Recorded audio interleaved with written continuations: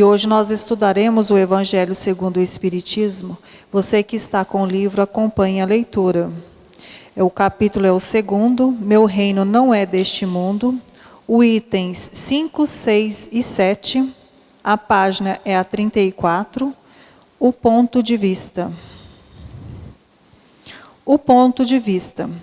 A ideia clara e precisa que se faz da vida futura dá uma fé inabalável no futuro. E essa fé tem consequências imensas sobre a moralização dos homens, quando muda completamente o ponto de vista sobre qual eles examinam a vida terrestre. Para aquele que se coloca pelo pensamento na vida espiritual, que é indefinida, a vida corporal não é mais que uma passagem, uma curta estação no país ingrato. As vicissitudes e as tribulações da vida não são mais incidentes que recebe com paciência, porque sabe que não são senão de curta duração. E devem ser seguidos de um estado mais feliz. A morte nada mais tem de apavorante, e não é mais a porta do nada, mas a da libertação que abre ao exilado, a entrada de uma morada de felicidade e de paz. Sabendo que está em um lugar temporário e não definitivo, recebe as inquietações da vida com mais indiferença, e disso resulta para ele uma calma de espírito que lhe atenua a amargura.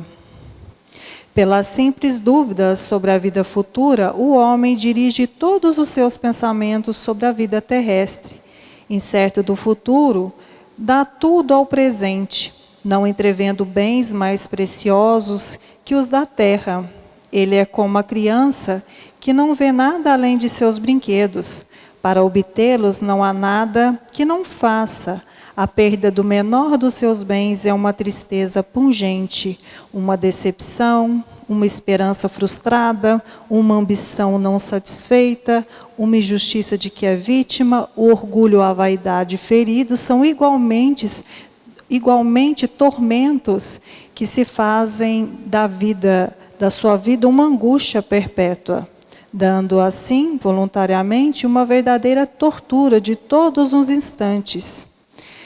Tornando o seu ponto de vista da vida terrestre no centro da qual está colocado, tudo toma ao seu redor proporções vastas. O mal, o que atinge, como o bem que compete aos outros, tudo adquire aos seus olhos uma grande importância. Ocorre o mesmo com aquele que está no interior de uma cidade, onde tudo parece grande, os homens de projeção, como os monumentos, mas que se transporte para sobre uma montanha e homens e coisas vão lhe parecer bem pequenos. Assim ocorre com aquele que encara a vida terrestre sob o ponto de vista da vida futura. A humanidade, como as estrelas do firmamento, se perde na imensidão. Ele se apercebe então que grandes e pequenos estão confundidos, como as formigas sobre um torrão de terra, que proletários e potentados são do mesmo talhe, e lamenta estes homens efêmeros que se dão tanta inquietação para conquistar um lugar que os eleve tão pouco que deve manter por tão pouco tempo. É assim que a importância atribuída aos bens terrestres está sempre na razão inversa da fé na vida futura. Se todo mundo pensasse deste modo, dir-se-á ninguém se ocupando mais com as coisas da terra, tudo periclitará. Não, o homem procura instintivamente seu bem-estar, e mesmo com a certeza de não estar sendo por pouco tempo no lugar, ainda quer aí estar melhor ou o menos mal possível. Não há ninguém que, achando um espinho sob sua mão, não o tire para não ser picado.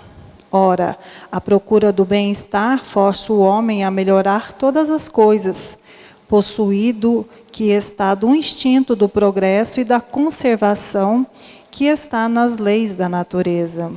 Ele trabalha, pois, por necessidade, por gosto ou por dever, e nisso cumpre os desígnios da providência, que o colocou sobre a terra para este fim. Somente aquele que considera o futuro não atribui ao presente senão uma importância relativa, e se consola facilmente com os seus fracassos, pensando na destinação que o espera. Deus não condena, pois, os prazeres terrestres, mas o abuso destes prazeres em prejuízos das coisas da alma. É ainda contra esse abuso que estão prevenidos aqueles que se aplicam certas palavras de Jesus. Meu reino não é deste mundo. Aquele que se identifica com a vida futura é semelhante a um homem rico que perde uma pequena soma sem com isso se perturbar. Aquele que concentra seus pensamentos sobre a vida terrestre é como um homem pobre que perde tudo o que possui e se desespera. O Espiritismo expande o pensamento e lhe abre novos horizontes. Em lugar desta visão estreita e mesquinha que o concentra sobre a vida presente, que se faz no instante que passa sobre a terra a única e frágil base do futuro eterno, ele mostra que essa vida não é senão um elo no conjunto harmonioso e grandioso da obra do Criador. Mostra a solidariedade que liga todas as existências do mesmo ser, todos os seres de um mesmo mundo e os seres de todos os mundos. Dá, assim, uma base a uma razão de ser a fraternidade universal, enquanto que a doutrina da criação da alma, no momento do nascimento de cada corpo, torna todos os seres estranhos uns aos outros. Essa solidariedade das partes de um mesmo todo explica o que é inexplicável, se se considerar apenas uma parte. É esse conjunto que, ao tempo do Cristo, os homens não teriam compreendido, e por isso ele reservou o conhecimento para os outros tempos. Para os esclarecimentos da leitura, passo a palavra aos amigos e facilitadores, Gisele e Márcio. Boa noite, pessoal. Grande alegria. É com muita alegria que nós estamos aqui mais uma vez, né, nessa noite de quarta-feira, ao último estudo do Evangelho do ano, né? Para quem não sabe, semana que vem e na próxima, nós estaremos de recesso na terça e na quarta-feira, devido aos feriados. Então, nós estamos encerrando este ano o estudo do Evangelho aqui nessa noite de quarta-feira. Nós saudamos os nossos amigos internautas que nos assistem. Agradecido a vocês por esse ano que passou, por estarem conosco, né? Lembrando a vocês que o estudo é interativo. Quem tiver alguma pergunta relacionada ao texto, só levantar as mãos. Nas laterais, nossos irmãos estarão aí com papel e caneta. E nós, dentro das nossas condições, a gente vai respondendo, tá ok? A Gisele vai começar a fazer uma explanação sobre o texto lido. Em seguida, nós já temos algumas perguntas e vocês façam a de vocês. Bom estudo a todos. Boa noite a todos, boa noite aos internautas que nos acompanham. Nós vamos dar continuidade ao livro, né, ao estudo do livro do Evangelho, capítulo 2. E o próprio nome já fala, né, do capítulo, Meu reino não é desse mundo. E o texto que nos foi lido para a gente discutir hoje é a questão do ponto de vista, né? Se o nosso ponto de vista é de uma vida terrena, material, ou do ponto de vista de uma vida espiritual, né? A primeira coisa que a gente deve pensar é o que é ponto de vista, né? Todos nós temos pontos de vista de diferentes assuntos, de diferentes aspectos. E a palavra quer dizer o quê? De onde eu estou, eu vejo tal cenário, tal situação de determinada forma, que quase sempre é diferente da forma que o outro vê a mesma situação. Porque todos nós dependendo de onde a gente se encontra, a gente tem um ponto de vista de determinada situação.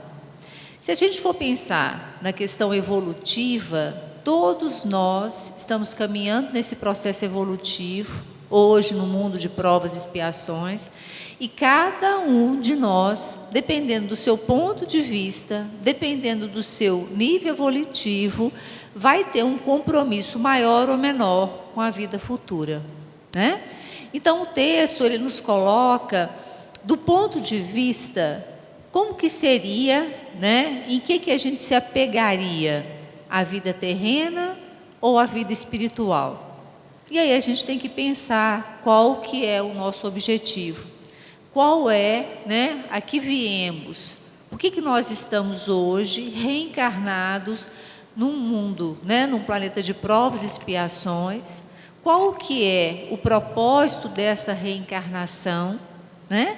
E se de fato nós acreditamos ou não nessa vida futura. Isso é fundamental para a gente conseguir entender como que nós vamos conseguir manter a nossa progressão no processo evolutivo. Para ficar mais claro para a gente, vamos dar um exemplo que me impactou muito. Eu não gosto de futebol, mas eu estive no Mineirão para um projeto que chama Fraternidade Sem Fronteiras. Eu acho que muitos espíritas já viram falar, né? Eu estive lá em abril e fiquei encantada com o Mineirão, né? As cadeiras bonitas, o lugar bonito, tudo arrumado, super bem feito, né? E foi um encontro maravilhoso do Fraternidade Sem Fronteiras. E aí a gente se depara, agora há poucos dias, com a destruição parcial do Mineirão pelo simples fato de um time ter sido rebaixado, né? A gente viu que eles destruíram cadeiras, destruíram os banheiros, eles destruíram patrimônio simplesmente porque o time deles foi rebaixado de categoria, né?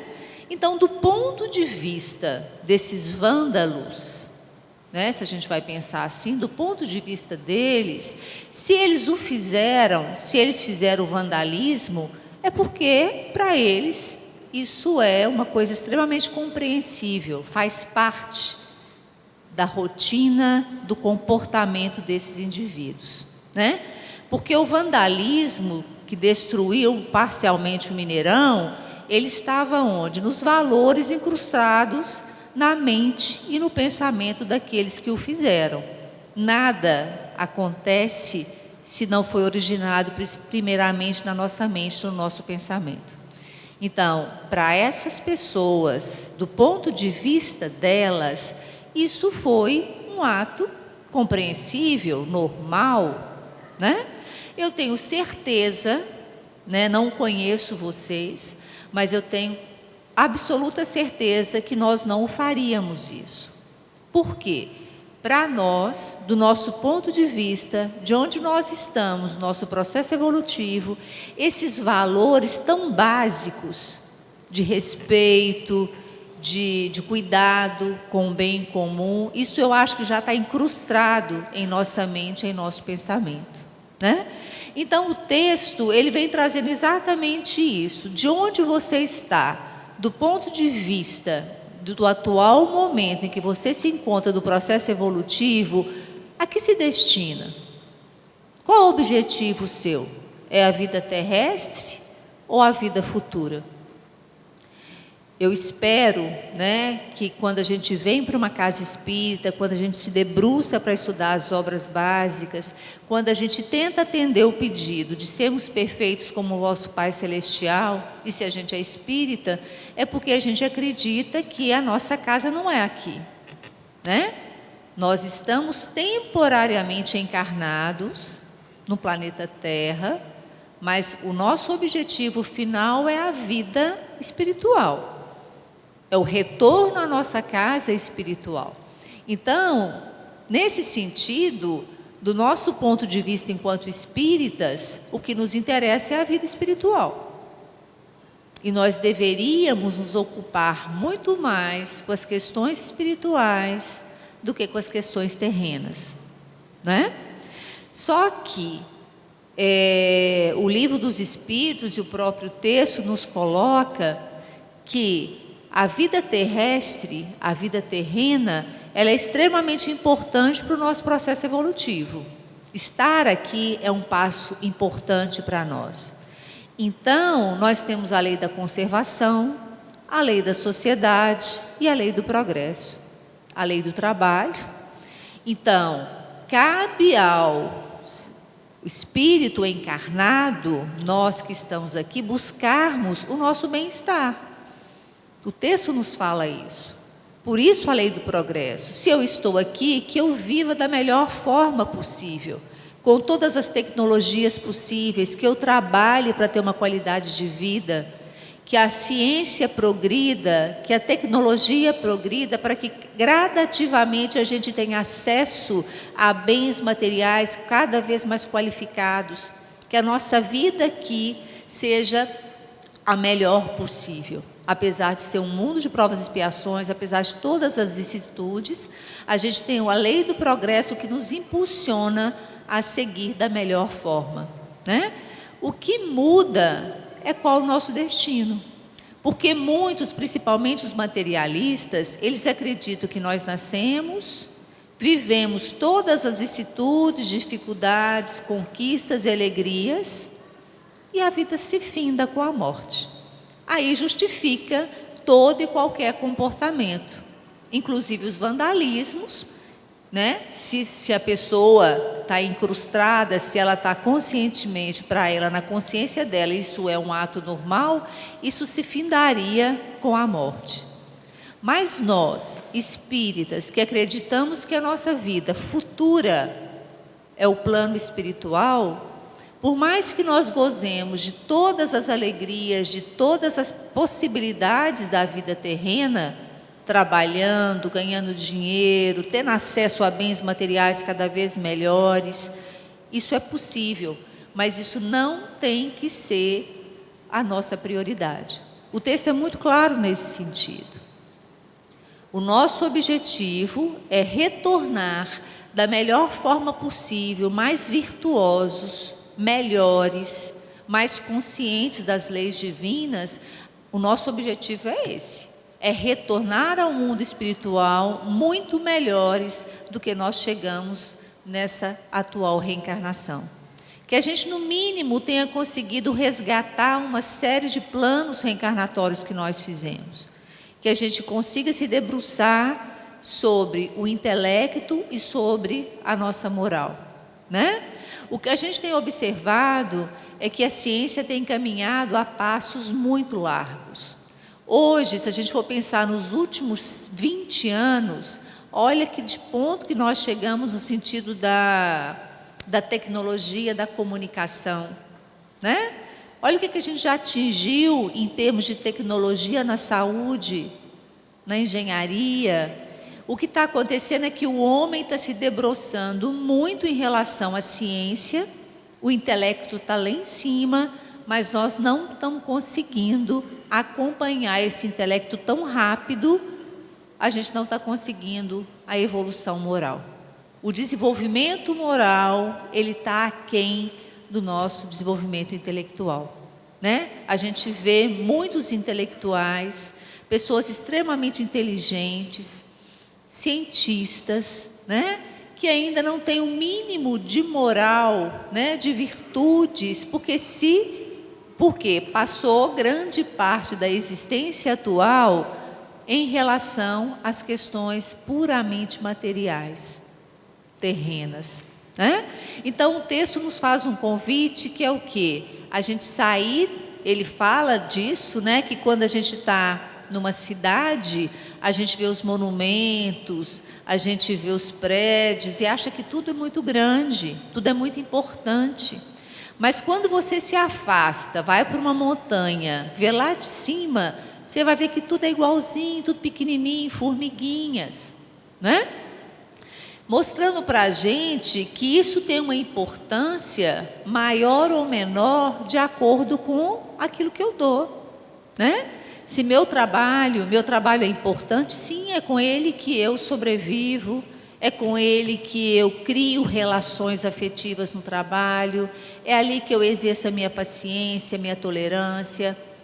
Mas eu não posso achar que o meu trabalho é mais importante que o meu crescimento em termos de virtudes, né? De melhoria do meu caráter, de melhoria dos meus valores. O trabalho e o progresso podem me dar acesso a bens materiais? Sim, que bom que a gente tem acesso a bens materiais. Mas isso não pode ser a prioridade da nossa vida, porque não tem sentido. Se a nossa vida futura é o plano espiritual, né? Cabe a nós, então, dar mais ênfase, dar prioridade, muito mais nas questões espirituais futuras do que nas questões passageiras, terrestres, terrenas, né? Acontece que a gente tem uma inversão, principalmente pelo sistema que a gente vive, né? Essa coisa de ter, a gente quer sempre mais. A doutrina deixa muito claro no livro no próprio Evangelho das leis, então a gente tem acesso sim pela questão da sociedade, do trabalho, do progresso, mas nós temos que dar conta de ver e pensar o tempo todo: a que viemos? Para que nós estamos aqui? Né? São perguntas básicas da filosofia, mas que fazem a gente pensar o tempo todo no norte. Qual é o meu norte? Qual que é meu destino? Qual que é meu objetivo? E isso, a gente faz isso sempre, né? Tem uma função cerebral que chama flexibilidade cognitiva, né?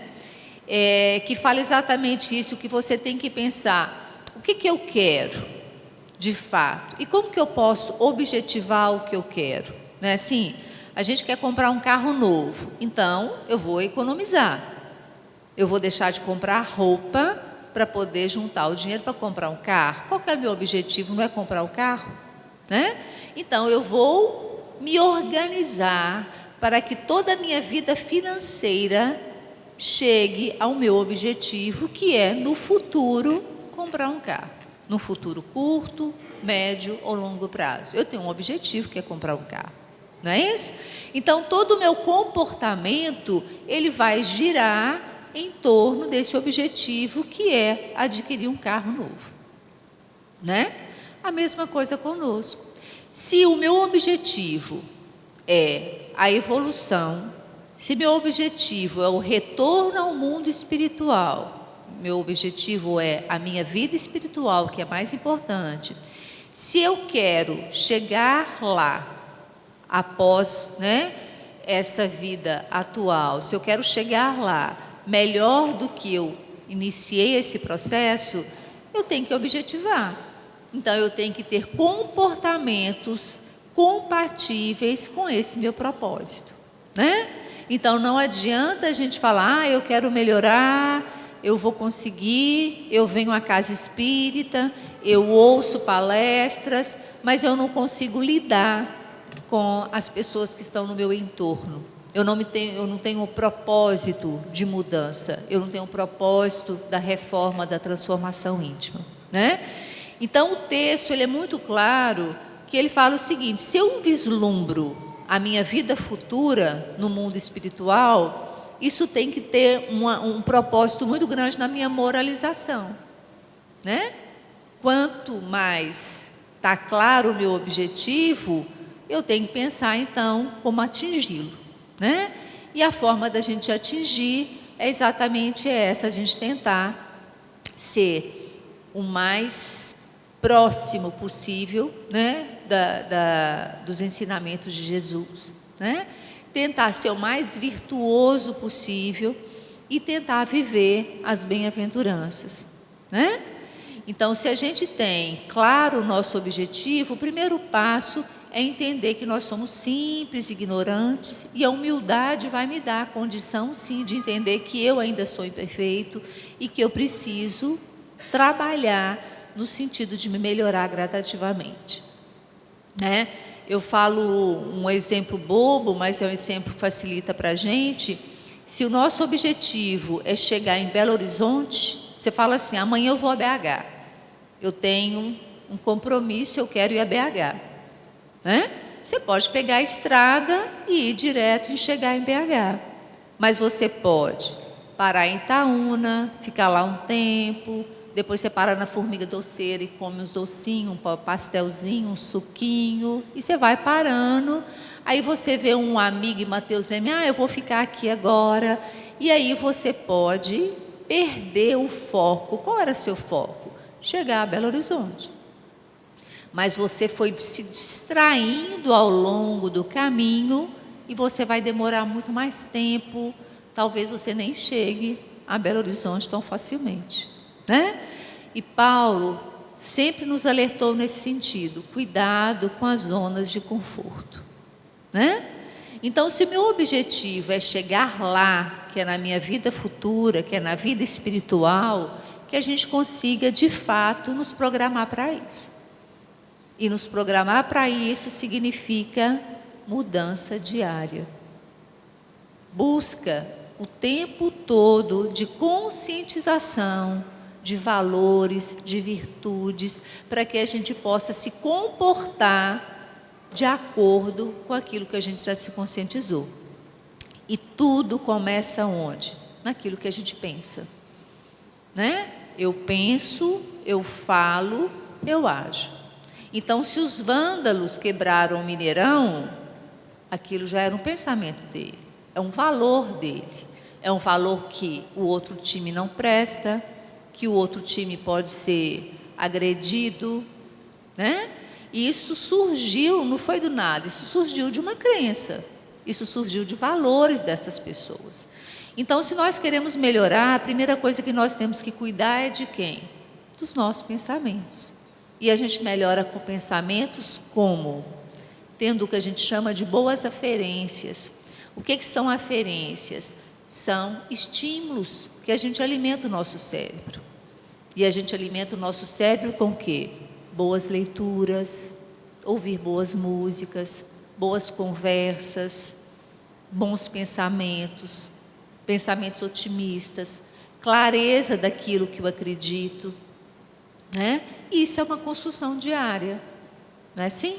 A gente tenta se transformar diariamente e a gente acaba voltando atrás em muitas vezes. É difícil, né? Mudar pensamento é muito difícil. Mas a partir do momento que a gente pensa claramente no futuro, eu quero chegar na vida espiritual melhor do que eu cheguei aqui. Isso vai dar um norte para que a gente possa, de fato, fazer do nosso dia a dia, né, dias edificantes e que a gente consiga se transformar gradativamente, né? E a gente ainda tem uma dádiva para a gente que é fundamental, que o texto nos coloca, que o Espiritismo, a doutrina espírita, quando nos coloca a clareza do nosso futuro, facilitou muito para a gente. Porque nós que acreditamos na vida futura, que será a vida espiritual, pelo menos o norte está claro. Para quantas pessoas que o norte não está claro? Olha como é que é triste você falar assim: eu tenho certeza que eu quero ir para Belo Horizonte amanhã. Quantos não sabem para onde querem ir, né? Então, a doutrina espírita, ela nos clareou o nosso futuro. Está claro para nós que o nosso futuro é a vida espiritual, né? A gente vai vir, vai voltar, vai vir, vai voltar, mas o nosso futuro é a vida espiritual. Então, pelo menos o nosso objetivo está claro.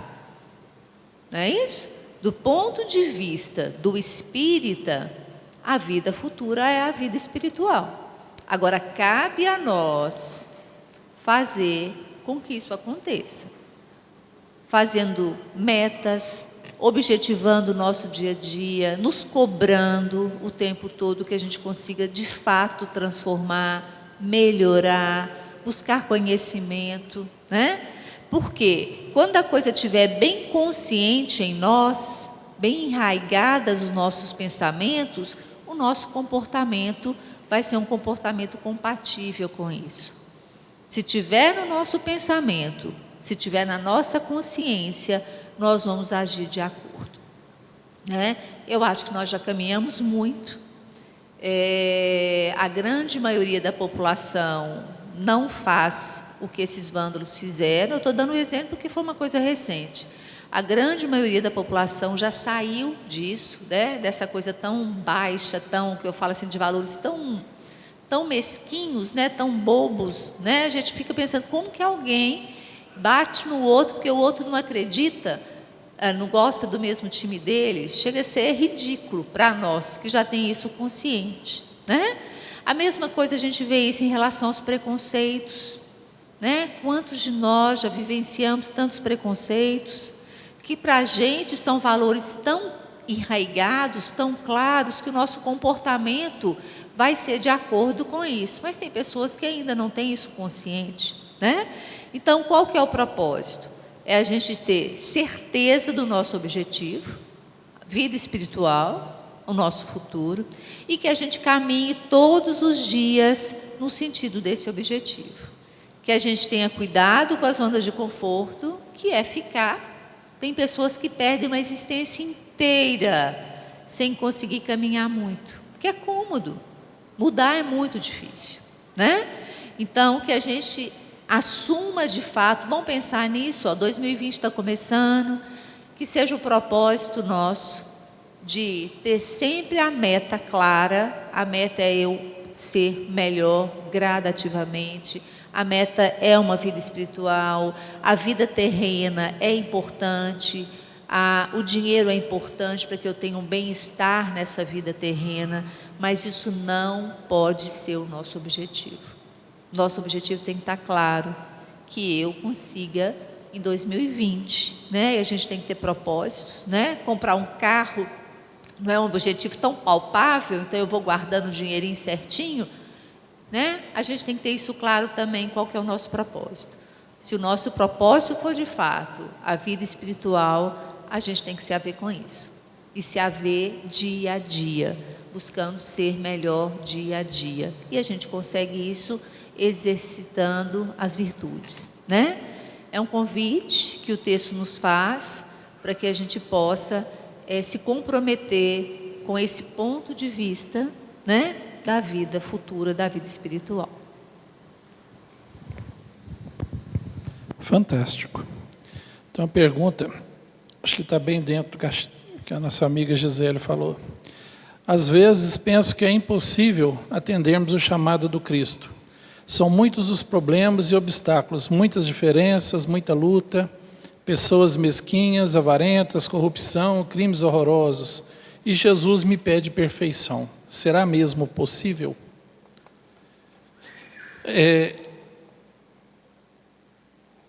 A primeira coisa que a gente entende aqui é que o Cristo, na verdade, Ele não nos pede a perfeição. Ele nos pede que nós façamos um esforço para alcançarmos a perfeição, né? Porque Ele entende que o nosso grau evolutivo, nós não vamos conseguir a perfeição. Seria muito bom que numa única encarnação a gente conseguisse atingir a plenitude, né? Seria fantástico. Mas, na verdade, nós carecemos de séculos, milênios de caminhada nesse trabalho contínuo e árduo para que a gente atinja a perfeição. É possível viver com as imperfeições, deixa eu ler de novo aqui, obstáculos, diferenças, muita luta, pessoas mesquinhas, avarentas, corrupção, crimes. É possível, não é? Nós tivemos um exemplo pleno, que foi a vinda do próprio Cristo ao planeta, né? Jesus, quando se propôs a vir ao planeta Terra, encarnar, né? Porque Ele não reencarnou, Ele encarnou, foi só uma aqui. Então, o objetivo dele era nos mostrar exatamente que é possível. É possível. Jesus veio, quando Ele veio no sentido de me mostrar que é possível passar por um mundo de dificuldades, de obstáculos, de crimes, né, de coisas horríveis, vivendo com pessoas de toda natureza primitiva, sem cometer um erro sequer. Esse foi o motivo dele ter vindo. Ele veio me dar o exemplo de que é possível sim. E me fala que eu sou capaz, né? Quando ele afirma a minha divindade, e me diz que eu sou capaz de fazer até mais. Né? Lá na Bíblia ele diz assim: vós sois deuses, sois capazes de tudo e muito mais. Então ele está me dizendo que eu sou capaz sim.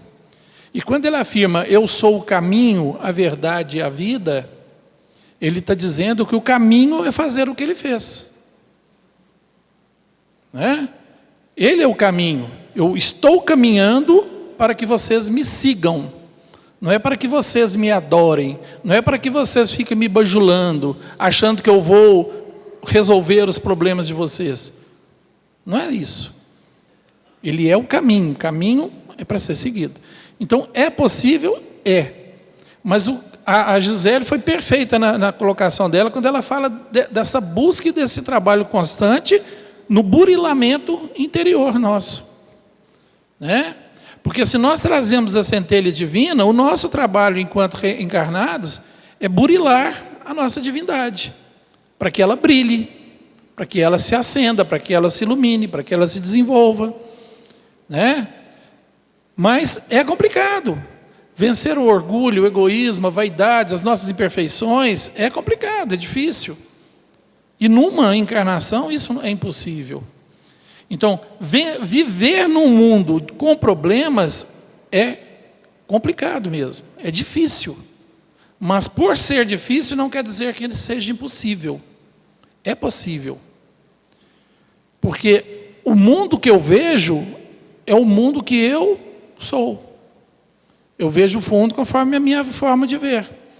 Chico Xavier, recente, contemporâneo nosso, né? Chico Xavier vivia em paz plena, mesmo com todas as turbulações em volta dele, mesmo com todas as doenças que o agravavam, né? Com dificuldades. No início lá da caminhada dele, ele foi injuriado, foi, né, vexamado, mentiram muito sobre a vida dele, sobre as coisas dele, fizeram de tudo contra ele. Ele nunca perdeu o equilíbrio. Não é? Então o planeta inteiro é recheado de pessoas missionárias que vêm realizar trabalhos e não se deixam levar.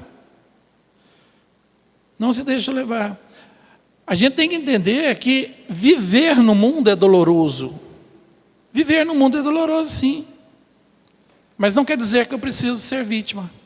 Não quer dizer que eu preciso sofrer.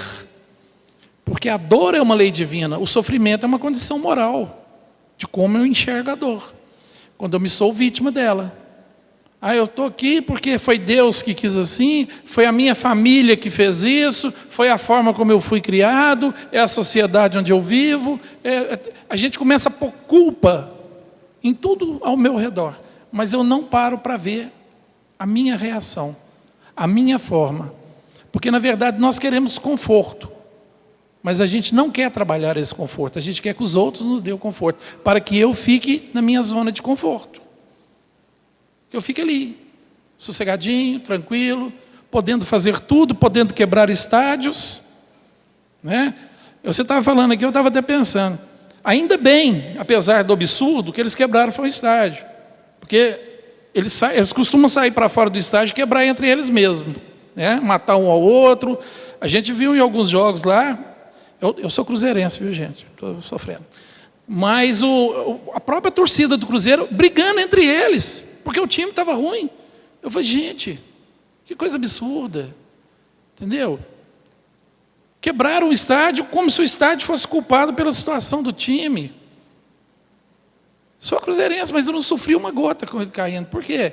Amanhã está todo mundo, no dia seguinte estava todo mundo na churrascaria, tomando o seu chopp, comendo o seu churrasco, confraternizando-se, um jogador com o time do outro lá, amanhã estão no time de cá, time de lá, e os bobos brigando. Olha a condição evolutiva que nós ainda nos encontramos. Nós ainda estamos presos a estádios para comemorar as coisas. Nós ainda estamos lá no tempo dos romanos, com os gladiadores. Antigamente eles se degladiavam dentro dos estádios, agora passou para a arquibancada. E alguns vão para fora. Nós ainda estamos presos a essas coisas materiais para nos acalentar. A gente fica querendo buscar coisas para nos deixar tranquilos. Fica assistindo novelas terríveis, fica assistindo jornalismo sensacionalista, porque aquilo me conforta. Conforta, porque eu penso assim, minha vida não está boa não, mas do fulano está pior do que a minha. Ainda bem que isso está acontecendo lá, não é aqui. A gente fica preso a notícias ruins. Gente, o mundo está maravilhoso. Nós somos 7,5 bilhões de almas encarnadas. 7,5 bilhões. Se a gente pegar essas coisas que a gente vê nos estádios, nas ruas, em alguns lugares do Brasil, no mundo, a gente vai ver que isso é minoria. Essas desgraças, esses assassinatos, essas coisas que a televisão gosta de mostrar, isso é minoria. É minoria em relação ao resto da população. Nós já somos um mundo pacífico, entre aspas. Nós já somos. Eu vi agora descobrir a cura do Alzheimer. A tecnologia ela vai avançando a passos largos. As coisas vão melhorando e nós já estamos vivendo. Gente, imagina, há 100 anos atrás, 150 anos atrás, não existia nem anestesia. Não existia tratamento para câncer, não existia quase nada. E aquele povo sofria, aquele povo éramos nós encarnados lá, né? Sofríamos barbaridades. Barbaridades. Hoje não.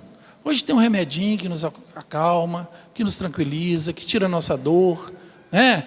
Que vai amenizando nossas vidas, nossos problemas. A medicina ela vai avançando cada vez mais.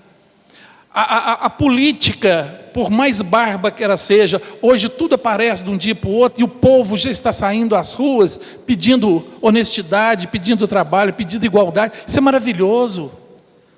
Antigamente, se a gente falasse, a gente era morto. A gente tinha que baixar a cabeça e aceitar.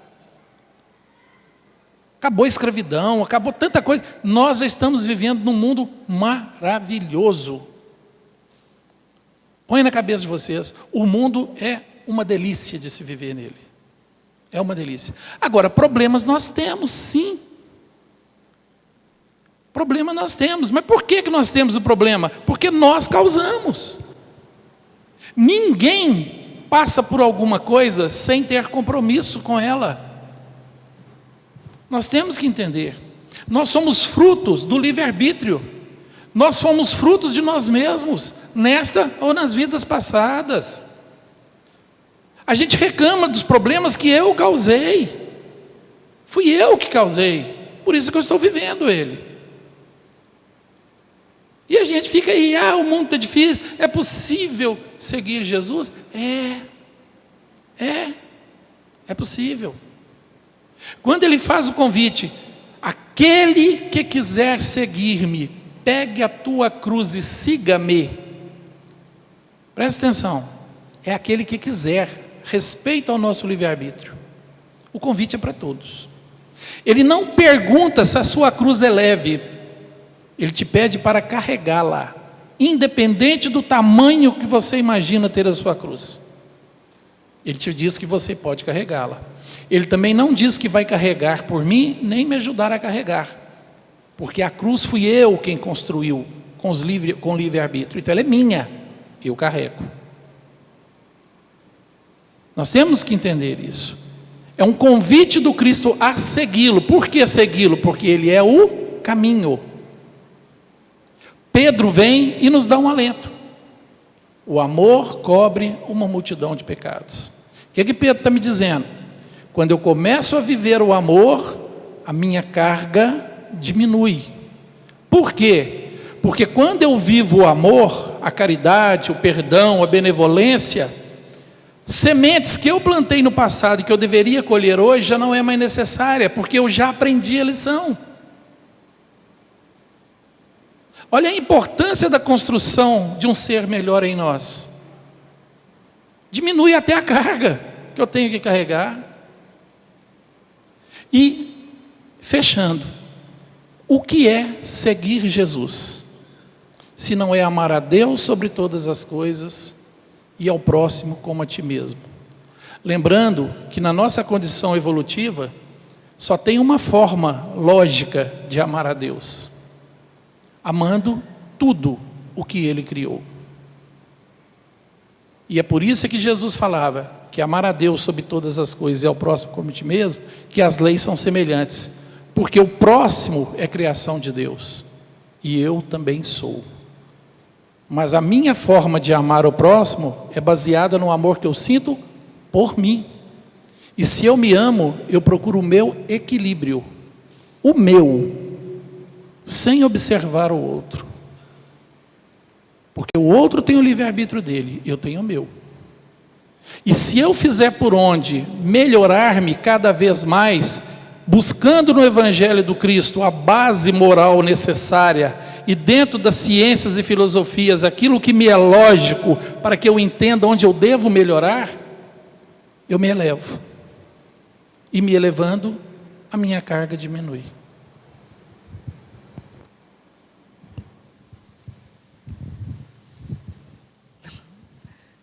Uma pergunta que sempre aparece é a relação, né, em relação ao temor à morte, né? Quando a gente pensa em morte, a gente tem que pensar na nossa fé, né? Qual que é a nossa fé? Qual que é a nossa crença? O que a gente crê enquanto espíritas, né? A nossa crença se baseia na imortalidade da alma, na pluralidade das existências, né? Na pluralidade dos mundos. E a nossa crença, ela é pautada em algumas leis. A lei da justiça, a lei da misericórdia, a lei do amor, a lei da igualdade e a lei da liberdade, né? Se esse é o conjunto da nossa fé, do nosso credo, né, da nossa doutrina, e se a gente acredita na imortalidade da alma, essa preocupação do além-túmulo, ela está muito clara para a gente, né? Isso deveria ser uma preocupação para aquele que não acredita na vida espiritual. Se de fato você não acredita na vida espiritual, fica muito confuso pensar o depois, né? A morte significa o quê? Significa o fim? Significa a diluição no universo, né? Significa ir para determinados lugares fixos, né? Mas para nós é muito claro, se a gente tem no cômputo, né, no doutrinário nosso, a pluralidade dos mundos e a mortalidade da alma, nós sabemos sim que a morte, ela é a morte corpórea atual, desse corpo biológico, né? Se a gente ganha uma flor, ou se a gente tem uma flor, uma árvore, né, no quintal, essa flor nasce, cresce e morre. Por quê? A biologia é assim, as células têm início, meio e fim, e nós somos amontoados de células. Então, nós vamos ter, sim, um início, meio e fim, esse corpo é biológico, né? Então, como todo ser biológico, ele tem que terminar, ele acaba, ele chega em falência e acaba morrendo.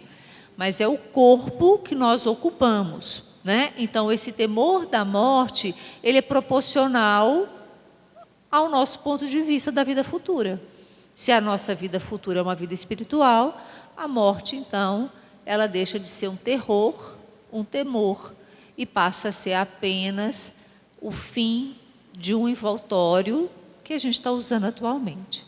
Agora, é óbvio que perder entes queridos é muito difícil, né?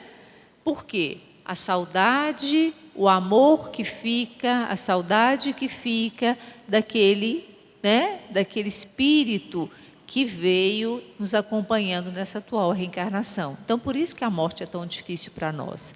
Mas, de forma alguma, a gente tem que se desesperar, porque a nossa, do ponto de vista nosso, enquanto espíritas, a morte significa apenas o fim desse envoltório. Nós retornamos para o nosso plano espiritual. Dá para fazer mais uma. Tem duas perguntas que a gente pode encaixar, não está muito dentro do texto não, mas está dentro da época. Como a doutrina espírita vê o Natal, presentes e Papai Noel? A outra fala assim, 25 de dezembro é a mesma data de nascimento de Jesus? Vi alguns estudos dizendo que não. 25 de dezembro, ela foi adotada como uma data comemorativa do nascimento do Cristo. Ela não é a data do nascimento do Cristo, né? Na verdade, quando o Império Romano assumiu para si o cristianismo com a criação da Igreja Católica, lá no ano 333, na união do cristianismo primitivo com o paganismo, que era a religião de Roma, existiu o Deus Sol, que a data de comemoração festiva para esse Deus era 25 de dezembro. E eles puseram Jesus ali para não perder a comemoração do paganismo, né, que já era ritualístico deles. A questão do Papai Noel, ele é muito recente, quem não sabe. Essa cultura do presente era dada nos cultos pagãos a troca de mimos, né, nessa época do Deus Sol. E nas doutrinas lá da Irlanda, aquela região ali da Bretanha, os duendes é que levavam os presentes, né? Aí um americano criou, há cerca de 150 anos mais ou menos, aquela figura do Papai Noel que nós conhecemos hoje. Ele desenhou aquela figura tal, do velhinho e tal, e os duendes passaram a ser, né, os serviçais do Papai Noel, né? Culturalmente, é uma história bonita para criança, né? Não deixa de ser, porque a gente, quando é criança, a gente gosta, né, dessas coisas mesmo.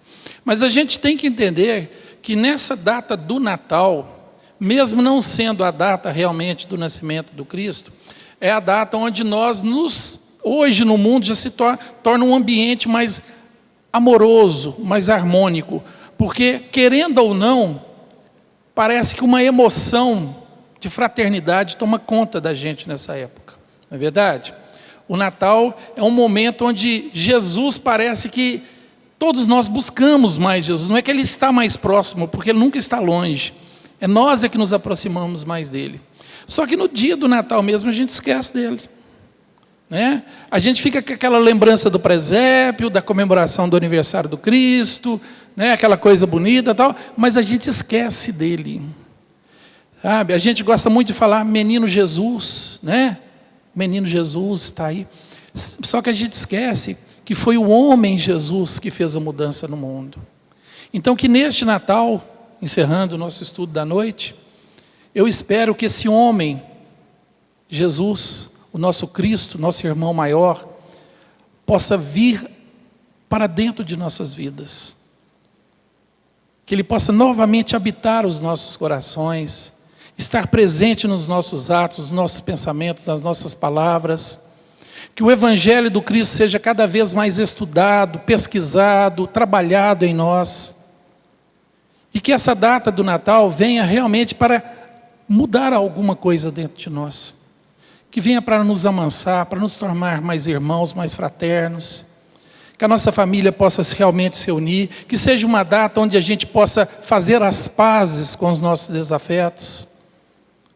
Que a gente busque mais olhar para o céu, para a natureza, para a criação de Deus e observar a grandeza da vida. Que a gente possa se amar mais. Então, em nome do Centro Espírita Jesus de Nazaré, passando na frente do Sérgio que está ali atrás, eu agradeço a vocês muito a presença de vocês durante esse ano que passou. Que vocês tenham um Natal maravilhoso. Que seja uma data de muito amor, muita família, muitos amigos, muita paixão na vida de vocês, né? Nós estamos na casa do aniversariante, a casa de Jesus, né? E que a gente possa, ano que vem, estar com vocês aqui novamente. Agradeço profundamente a presença de vocês durante esse ano e que o ano que vem a gente possa dobrar a nossa capacidade de trabalhar o Evangelho no coração de cada pessoa, tá ok? Muito obrigado. Dando continuidade ao que o Márcio está falando, de fato, o Natal, a gente pensa como nascimento, né? E aquilo que o Márcio falou, eu acho que cabe a cada um de nós dar espaço, dar receptividade para esse renascimento, né? Que, na verdade, é uma retomada das nossas esperanças, das nossas possibilidades, né? Na nossa força enquanto co-criadores, né? Que a gente consiga, no Natal, é um momento propício, como o Márcio falou, todos nós parece que nos aproximamos muito do outro, esse olhar mais fraterno, mas que a gente se coloque no lugar de receptividade, que a gente se coloque no lugar de abertura dos nossos pensamentos, né? De recepção de fato deste que é o nosso guia, que a gente consiga de fato entender seus propósitos. Eu acho que o momento é propício para isso, mas que a gente não perca de vista no próximo ano e nos próximos que virão, a gente não perca de vista o nosso objetivo, né? Que é a nossa vida futura, que é a nossa vida espiritual e que a gente marche diariamente nesse sentido, né? Boa noite, obrigada a todos e que a gente tenha boas festas e um ano muito propício para a nossa evolução. Obrigada.